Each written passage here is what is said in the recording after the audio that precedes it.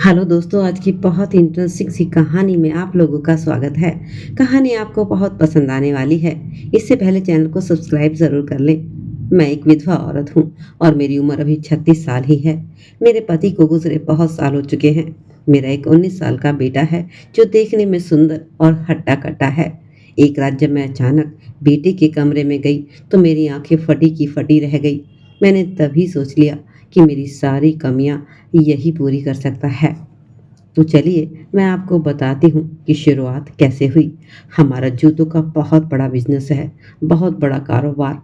हमारे घर की हालत अच्छी है, इसलिए हमें किसी चीज़ की कमी नहीं होती। हमारा घर बहुत बड़ा है, जिससे मैं मेरी सास और मेरा बेटा रहता है। हमारा घर गली के सबसे आखिर छोर पर है, जिस वजह से यहाँ शोर शराबा कम होता है।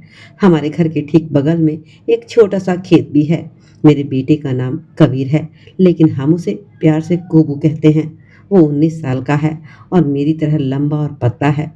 उसकी हाइट 5 फीट 9 इंच है। वह कॉलेज में पढ़ाई करता है और हॉस्टल में रहता है। उसका कॉलेज यहाँ से दूर नहीं है, बस 1 घंटे का ही रास्ता है। मगर कॉलेज के सख्त नियमों की वजह से उसे हॉस्टल में ही रहना पड़ता है। उसे महीने में सिर्फ 2 बार, शनिवार और रविवार को ही घर आने का मौका मिलता है। जब मैं अपनी बात करूं, जैसे कि मैंने बताया, मैं 36 साल की हूं। मैं देखने में खूबसूरत हूं और मेरी उम्र लगती ही नहीं कि मैं 36 साल की हूं। मेरी हाइट भी बहुत अच्छी है। लोग अक्सर कहते हैं कि मैं अब भी बहुत सुंदर लगती हूं और आकर्षक दिखती हूं।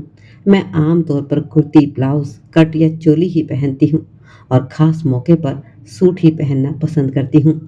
जब मैं बाहर निकलती हूँ तो लोग मुझे घूरते हैं। मेरी कुछ सहेलियों ने भी यह बात मुझसे कही है। एक दिन मुझे कबीर के कॉलेज से कॉल आया, जो कि वहाँ के प्रोफेसर का था। उन्होंने बताया कि मेरा बेटा बहुत समझदार और तेज है, लेकिन हाल ही के दिनों में वह थोड़ा सा बीमार और उदास सा लग रहा है। उन्होंने सलाह दी कि मैं उसे कुछ दिनों के लिए घर पर बुला लूं, ताकि वह थोड़ा सा सुकून पा सके और पढ़ाई पर फिर से ध्यान दे सके। मैंने उनकी बात मान ली और कबीर को घर ले आई। मेरा बेटा अच्छी खासी इंग्लिश बोल लेता है और मैं भी पढ़ी लिखी हूँ, तो हम लोग ज़्यादातर इंग्लिश में भी बात कर लेते हैं। कबीर घर आ चुका था और ऐसे ही काफ़ी दिन गुजर गए। सुबह मैं अपनी कंपनी चली जाती और कबीर कभी-कभी गली के नुक्कड़ पर अपने दोस्तों से मिलने चला जाता। मुझे पता था कि वह वहाँ सिगरेट पीता है, लेकिन मैंने उसे इस बारे में कुछ नहीं कहा। दोस्तों, एक दिन की घटना बताती हूँ। उस दिन मुझे शाम को एक महिला समारोह में जाना था और मेरी सास भी अपने रिश्तेदारों के यहाँ गई हुई थी। घर में मैं अकेली थी। शाम के करीब 7 बजे थे। मुझे तैयार होना था, लेकिन जो सूट मुझे पहनना था, जो कि पिंक कलर का था, वह मुझे मिल ही नहीं रहा था। मैं उसे ढूंढते-ढूंढते कबीर के कमरे में पहुंच गई। तभी कबीर ने अचानक कहा, "मम्मी, मैं दोस्तों के साथ बाहर जा रहा हूँ," और तेजी से निकल गया। मैंने भी उसे हाँ में जवाब दे दिया। फिर मैं अपना सूट ढूंढने लगी। तभी मेरी नज़र कबीर के बिस्तर के नीचे पड़ी और वहाँ मुझे अपना वही पिंक सूट दिखा। मैंने सोचा, ये यहाँ कैसे आया? लेकिन वह वक्त मेरे पास सोचने का समय नहीं था, क्योंकि मुझे समारोह में देर हो रही थी। मैंने जल्दी से सूट उठाया और पहनने लगी, लेकिन जैसे ही पहनने लगी वह मुझे कुछ गीला गीला और चिपचिपा सा लग रहा था। मैंने फटाफट सलवार उतारी और देखी तो उस पर कुछ गाढ़ा सा निशान था। मैं हैरान हुई कि ये क्या है। फिर मुझे एहसास हुआ कि ये मेरे बेटे की करतूत है। मैं सोच में पड़ गई कि कबीर ऐसा क्यों कर रहा है, लेकिन उस वक्त मेरे पास वक्त नहीं था, तो मैंने वही सूट सलवार साफ करके पहन लिया और निकल गई। थोड़ी देर बाद मुझे अजीब सा मज़ा आने लगा। अगले दिन भी कुछ ऐसा ही हुआ। सुबह जब मैं दुकान के लिए तैयार हो रही थी, कबीर बाथरूम से जल्दी से बाहर आया और बोला, "मम्मी, मैं बाहर जा रहा हूँ।" मैंने हाँ कह दिया और वो चला गया। मैं कपड़े बदल रही थी, तभी मेरी नज़र बाथरूम में पड़े एक कपड़े पर गई। उसे देखकर मैं हल्के से मुस्कुराई, क्योंकि मुझे अब यह सब अच्छा लगने लगा था। और फिर संडे का दिन था। मुझे किटी पार्टी के लिए जाना था। मैं रात को वहीं पर रुक गई। अगली सुबह मैं घर आई तो मेरा बेटा घर पर ही था और अपने कमरे में था। थोड़ी देर बाद वह बाहर आया और बोला, "मम्मी, मैं जा रहा हूँ।" मैंने उसे जाने दिया। उसके जाने के बाद मैंने उसका बिस्तर ठीक करने के लिए चादर और तकिया उठाया। तभी मेरी नज़र नीचे गई और फिर वही चीज़ दिखी। अब यह सब मुझे सचमुच पसंद आने लगा था। मुझे अब समझ आ रहा था कि कभी कल किस हालत में कैसे रहता है। शायद उसे ये सब रोमांचक लगता हो। हाँ, वह अब जवान हो रहा है, लेकिन मेरे कपड़े क्यों इस्तेमाल करता है? यह सवाल मेरे मन में बार-बार उठ रहा था। फिर मैंने सोचा कि क्यों न मैं जानबूझकर अपने पसंद कपड़े उसके कमरे में या आस-पास छोड़ दूँ। कुछ दिन इसी तरह बीत गए। एक दिन छुट्टी का दिन था।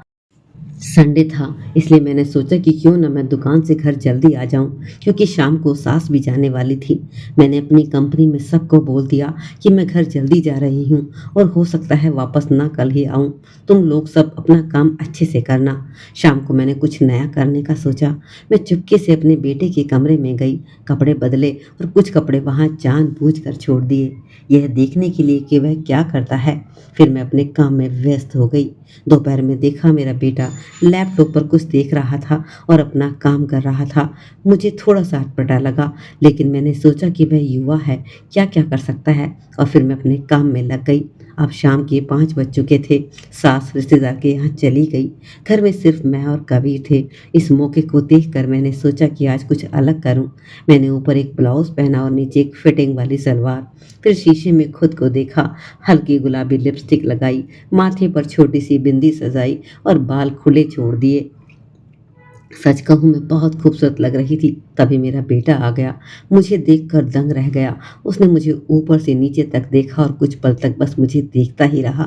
मैंने कहा, अरे कबीर, ऐसे क्या घूर रहा है, चाय पिएगा? उसने जवाब दिया, नहीं, मैं बाहर होटल पर पी लूँगा। मैंने कहा, नहीं बेटा, ऐसा नहीं चलेगा। आज तू मेरे साथ चाय पिएगा। और हाँ, मुझे पता है कि तू सिगरेट पीता है। अगर पीनी है तो अपने कमरे में पी लेना। मैंने कहा, चलो दोनों बैठते हैं और बाहर लॉन में बैठकर चाय पीते हैं। हम दोनों गैलरी में आ गए। आज मैंने हिम्मत करके अपने बेटे से पूछ लिया कि कभी तुम्हें कोई परेशानी है क्या? उसने कहा, मम्मी, जब आप हो तो मुझे चिंता नहीं होती। मैंने कहा, अरे मैं तेरी माँ हूँ, मुझसे कुछ भी कह सकता है, शायद मैं तेरी मदद कर सकूँ। लेकिन उसने कुछ नहीं कहा। हम दोनों चुपचाप खड़े रहे। सामने हमारा खेत था और वहाँ एक छोटी सी कुटिया दिख रही थी। तभी वहाँ 2 कुत्ते आए। थोड़ी देर बाद नर कुत्ता मादा कुत्ते के साथ खेलने लगा। आप समझ ही सकते हैं, मेरा बेटा बड़े गौर से उन्हें देखने लगा। मैंने अचानक कहा, बेटा क्या हुआ? लेकिन उसने मेरी बात को अनसुना किया। उसका ध्यान उन पर था।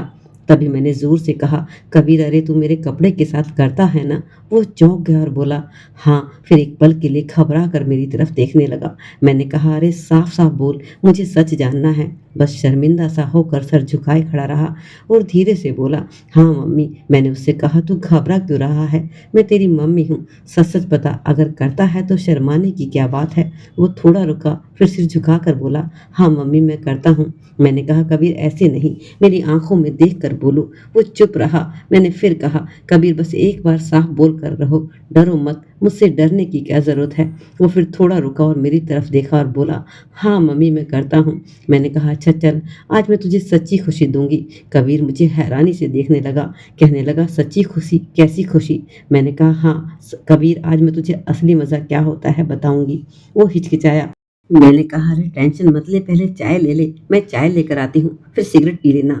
उसके बाद मैं अंदर आ गई। जब मैं बुलाऊं तभी आना। मैंने उसे 1 कप चाय दी और उसे दे दी। उसके कप में एक नशे की दवाई मिलाई। मुझे पता था कि ये चाय पीते ही उसका मन बदल जाएगा। मुझे यह भी मालूम था कि सास अभी 2 दिन तक नहीं लौटेगी। हमारे मोहल्ले में सत्संग चल रहा था और भक्ति भक्तजनों की आवाज़ गूंज रही थी।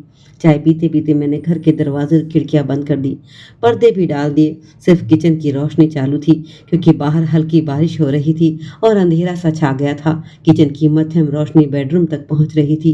चाय के बाद कबीर बालकनी में सिगरेट पीने लगा। मैंने उसे आवाज़ दी, कबीर अंदर आ जा, मैं इंतज़ार कर रही हूँ। वो अंदर आया। मैं बेड के पास दीवार से सटकर खड़ी थी। कबीर मेरे पास आया और मुझे देखने लगा। मैंने उसका हाथ पकड़ा और उसे अपने पास बुलाया। नीचे सत्संग और भजनों का शोर था और ऊपर हमारे बीच एक अलग सा ही माहौल बन रहा था। थोड़ी देर बाद हम शांत हुए। कबीर बहुत खुश था। आज मैंने उसे ज़िंदगी की असली खुशी दी थी और मैं भी कई सालों बाद इतनी खुश हुई थी। फिर कुछ देर बाद कबीर बोला, मैं थोड़ी देर बाहर जा रहा हूँ। मैंने कहा, ठीक है, जा थोड़ा घूम आ। अब मैं बहुत खुश थी। संयोग से आज रात मैं और कबीर अकेले थे और वह बाहर घूम कर वापस आया। फिर हम दोनों ने खाना खाया। मैंने उससे कहा, आज भी तुम ऊपर आ जाना, मुझे बात करनी है। मैंने कहा, आज रात भर हम सिर्फ दोनों हैं। कबीर बहुत खुश हुआ, कहने लगा, मम्मी, आज हम अच्छे से खाना खाएंगे और मज़े करेंगे। हाँ, कबीर आज जम के मज़े करेंगे। फिर उसने बाहर जाने को कहा और कहा मम्मी एक गुज़ारिश है। मैंने पूछा क्या बेटा? उसने कहा मम्मी एक चीज़ करोगी? मैंने कहा हाँ बोल। फिर वो बोला आते वक़्त व्हिस्की ले आना, आज थोड़ा पिएँगे। मुझे पता है तू दोस्तों के साथ पीता है।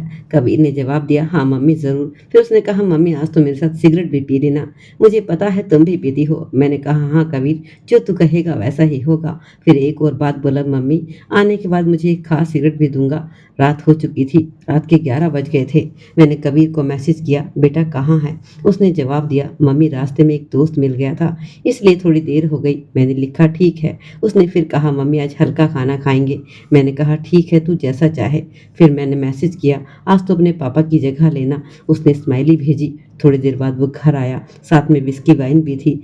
मैंने उससे कहा तू थक गया होगा, फ्रेश हो जा, मैं अभी तैयार होकर आती हूँ। मैंने कपड़े बदले और डाइनिंग टेबल सजाई, तब तक कबीर भी आ गया। फिर हमने साथ में पीना शुरू किया, पहले वाइन ली और फिर विस्की। अब हम एक दूसरे को देख रहे थे, हल्की ग्लासों की टकराई और मोमबत्ती की मध्यम रोशनी ने माहौल को खास बना दिया। शायद विस्की का नशा चल रहा था, कबीर को नशा हो गया, लेकिन मैंने थोड़ा सा कम ली थी, तो मुझे नशा नहीं हो पाया। कबीर वहीं पर सो गया और अपने कमरे में जाकर मैं सो गई। लेकिन आज रात मुझे नींद नहीं आई। मैं सोचने पर मजबूर हो गई कि ये मैं क्या करने जा रही हूँ। अपने बेटे को सुधारने की बजाय मैं उसे गलत रास्ते पर ले जा रही हूँ और ये कहीं न कहीं मेरी अंदर की बरसों की तड़प थी जो जाग रही थी। वह तो बच्चा था लेकिन मैं तो समझदार थी। मुझे तो समझदारी से काम लेना चाहिए था। उसकी तो उम्र थी, वह अपनी जवानी पर था, लेकिन मैं तो एक सूझी समझदार औरत थी। फिर मैं कैसे अपने बच्चे को बर्बाद होते देख सकती थी, वह भी अपनी ख्वाहिशों को पूरा करने के लिए। आज मुझे अपने ज़मीर पर बहुत ज़्यादा नफ़रत हो रही थी। मैंने अब निर्णय ले लिया कि अब मैं अपने बच्चे को और अपने आप को इस दलदल में नहीं जाने दूँगी। और फिर जब अगली सुबह मैं उठी तो मेरा बेटा कबीर मुझसे कहने लगा, माँ मैं सो गया था, तुमने मुझे जगाया नहीं और तुमने रात खराब कर दी।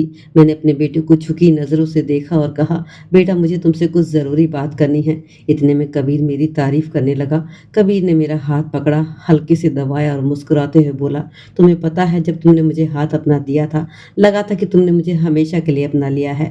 मैंने उसकी आँखों में देखा, जहाँ कुछ अनकही बातें थी। मैंने धीरे से कहा, कबीर तू पहले से मेरा है, इसमें कहने की क्या बात है? उसने शरारती अंदाज में कहा, लगता है मैं हवा में उड़ रहा हूँ। फिर मैंने आहिस्ता से अपना हाथ बेटे के हाथ से हटाया और उससे प्यार से समझाया, बेटा तू जवानी के उस पड़ाव पर है जहाँ सही गलत की पहचान नहीं होती। मैंने भी तुझे समझाने की कोशिश नहीं की, जो हो गया उसे भूल जाओ, ये हमारी गलती थी। मुझे माफ़ कर दो कि मैंने तुम्हें गलत रास्ते पे जाने से नहीं रोका, बल्कि मैं उस रास्ते पर खुद चलती चली गई। मेरे बेटे की आँखों में आँसू थे। उसने भी अपनी गलती का एहसास किया और फिर मैंने अपने बेटे को बहुत प्यार से गले लगाया और मन ही मन बहुत पछतावा किया। लेकिन आज दिल और दिमाग बहुत हल्का था। हम दोनों हँस पड़े। तो दोस्तों यह थी हमारी छोटी-सी कहानी। इस कहानी से सीखने को मिलता है कि रिश्ते को बचाना और बिगाड़ना सब हमारे हाथ में होता है। अगर कभी हमारी लाइफ में हमसे हमारा हमसफ़र खो जाए तो हमें अपने आप को सँभालना है और साथ ही अगर हमारे घर में जवान उम्र के बच्चे हैं तो उन्हें भी उस उम्र के पड़ाव में समझाना है, सँभालना है। तो दोस्तों आज बस कहानी में इतना ही। आपकी इस बारे में क्या राय है? आप कमेंट सेक्शन में राय ज़रूर बताइएगा और कहानी थोड़ी-सी भी अच्छी लगी है तो लाइक, शेयर, कमेंट ज़रूर कर दीजिएगा।